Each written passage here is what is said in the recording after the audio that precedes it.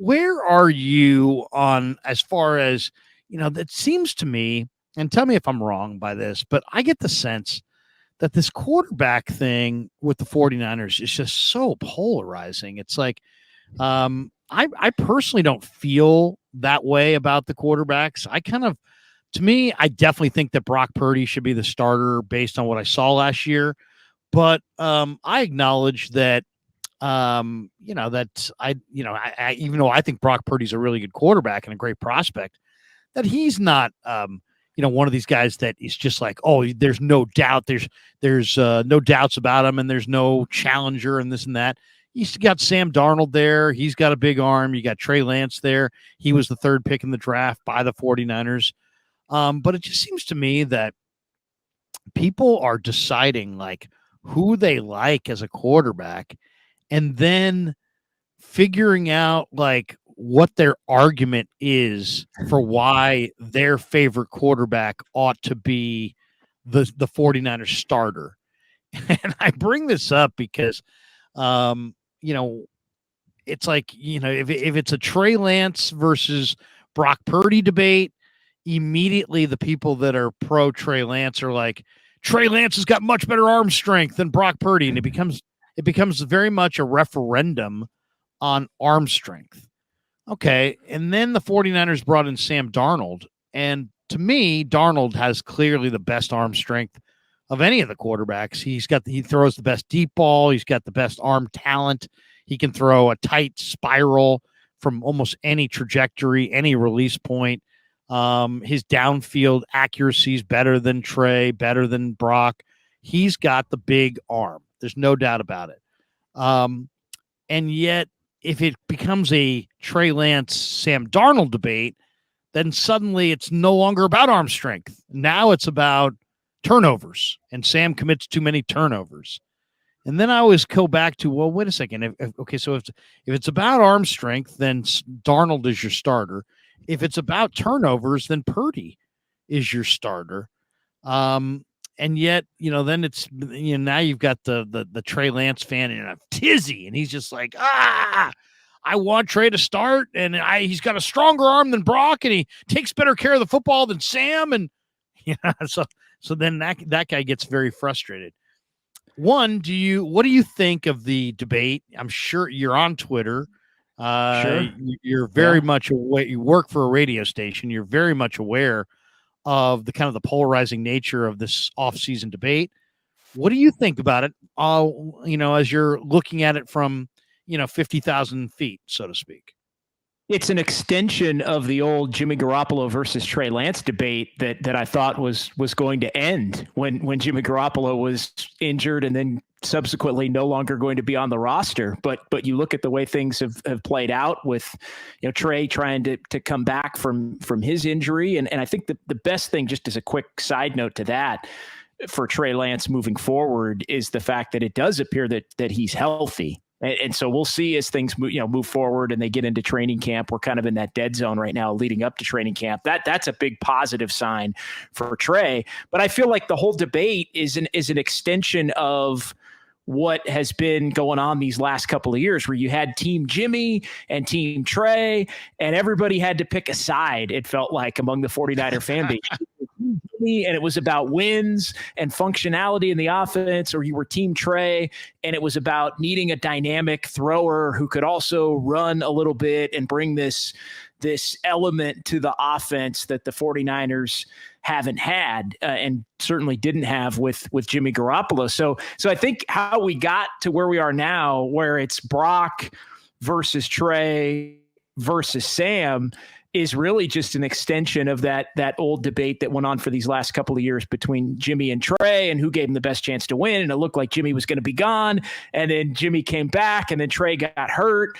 And, I don't know what your take was off of last year's training camp, but I really was unimpressed with Trey Lance. And I was one of the few people, and I don't recall where your stance was off the top of my head, but I was one of the few people that were really concerned about his ability last season to function and lead the 49er offense. I think it was going to get to a point where I understood Kyle Shanahan starting Trey Lance at the beginning of the year. It was his team throughout the entire offseason, but I left Soldier Field in Chicago week 1, and I know it was a monsoon and all of that, thinking that at some point Kyle Shanahan was going to have to bench Trey Lance, and it was going to end up being Jimmy Garoppolo's team had he not gotten hurt. And so I think Trey looks better than he did at this point in training camp last year, but we're not even to that point yet on the calendar. We just got through OTAs and mini camp and all that. I'll kind of kick it back to you this way.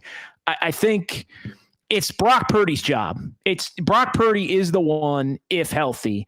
The competition is competition between who's going to be 2 and who's going to be 3. And the way I look at it from being out at the OTAs and the mini camp, I think Trey performed capably enough to go into training camp at least with the edge on Darnold in that battle. I thought he looked more comfortable, more confident than he had at any point. And I wasn't really impressed with Darnold. A lot of inaccurate throws, a lot of wobblers. I mean, I agree that he has the arm talent, but I didn't totally see it. I don't like to make too much of OTAs and minicamp, but going into it, I'm going to at least give Trey the benefit of the doubt over Darnold, but they're both playing for second. And then we'll see how things shake out as far as, Brock Purdy, who's kind of in the, he gets the first round bye in this competition as the other two battle it out. But if he isn't healthy, the 49ers have to make a decision quick, fast, and in a hurry as to who the better is of the other two. But I think the intent is to keep all three because they don't want to end up in a situation where they feel burned like they've had in 4 of the last 6 years where they've needed 3 quarterbacks, and last year more than that to get through the season. As far as last year went, I thought that that Trey looked pretty good.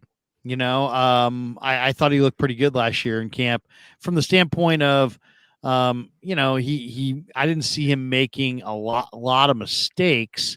There was the errant pass and this and that, but to me, there are some guys that are just bad practice players. And I just I was always like, okay, they've got a really raw quarterback who needs field time.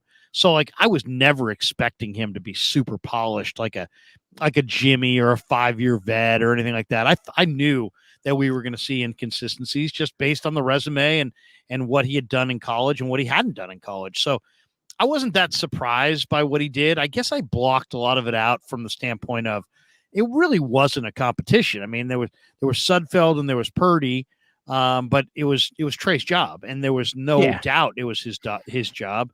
And Jimmy was on a side field. Not going to be on the team, right? It was, when's he going to get cut? When's he going to get traded? What's going to happen? And then he didn't. And then all of a sudden, once they re-signed Jimmy, to me, that was a strong indication that they thought Trey was really raw. Then the season starts. And it's so funny because people talk about this Bears game like, oh, you can't evaluate that game at all. It was a monsoon. No, it wasn't. It wasn't a monsoon. The first half. It wasn't a monsoon at all until the fourth quarter. I mean, it was a totally dry field, basically, in the first half. I mean, there was some water, but I mean, it was fine. I mean, it was a total. He was pretty good in the game. first half. He was pretty good in the first half. I thought passable in the first half, but they left some points on the board. I mean, I think they only scored 7 points though in the first half. Yeah, Debo got the ball punched out when they were going in at about the 10 early, and so there were some points left out there. No question. So I didn't think that Trey played poorly in that game. My bigger issue was I didn't like the utilization of Trey in the, between the tackles. I didn't like the way he was utilized in the Arizona game. I said it the year before. I really didn't like the way he was utilized before he went down in the Seattle game. I didn't love the fact that they were running the quarterback between the tackles. And to me, that's a surefire loser. It's a surefire way to get your quarterback killed. But there's also a reason, right? There's a reason that Kyle Shanahan was utilizing him that way. It's because he didn't feel like he could utilize him from the pocket as strictly a pocket passer, which is concerning. I mean, that was, that to me is a significant concern.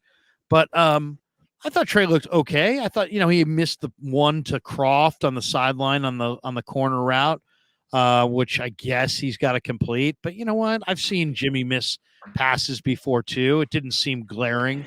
I thought I liked overall what I saw from Trey, and I was just in this mindset of, you know what? You got a young quarterback who barely played any college football.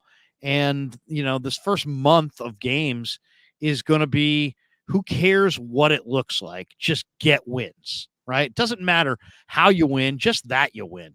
And I was totally prepared to just kind of allow for a lot of bumps in the road and a lot of inconsistency and a lot of issues, because I knew we were dealing with a very young quarterback.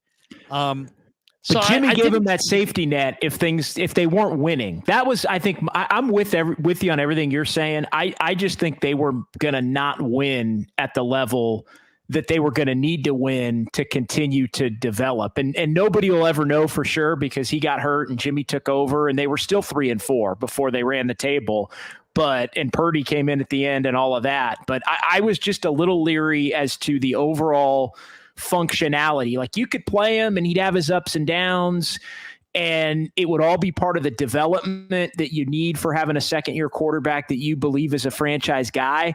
But the concern for me was it's kind of like the debate we'd always have about the Warriors, which is, hey, your goal is to win a championship. Like, the Niners' goal last year was to win a championship and develop essentially a rookie. I know he really wasn't a rookie, but a second-year young franchise quarterback at the same time.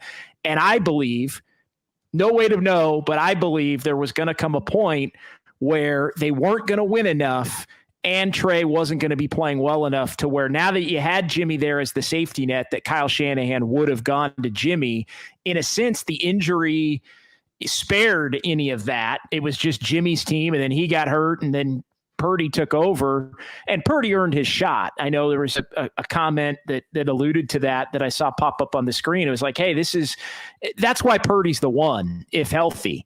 It's what he did from December on until the moment he got hurt in Philadelphia. We still don't know what Trey can do. Jimmy's gone. Darnold has not been an effective NFL quarterback when he's gotten the opportunity. Now, he's never played with a team like this Niners team before, but in a way, Purdy is the most known commodity that the 49ers have. So it's his job as the incumbent to bring it back to the here and now.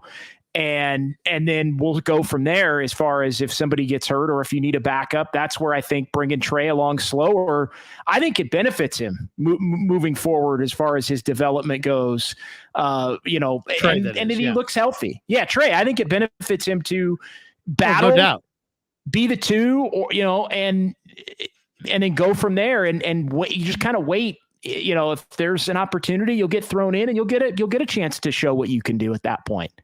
Isn't that ironic that the people that are pushing so hard for Trey want him to succeed so badly, but they are pushing for him to maybe start the year? But I agree with you. His best chance to play good football this year is if he gets more time watching, more reps at practice, more time learning this offense before he's asked to go out there and execute it and win games.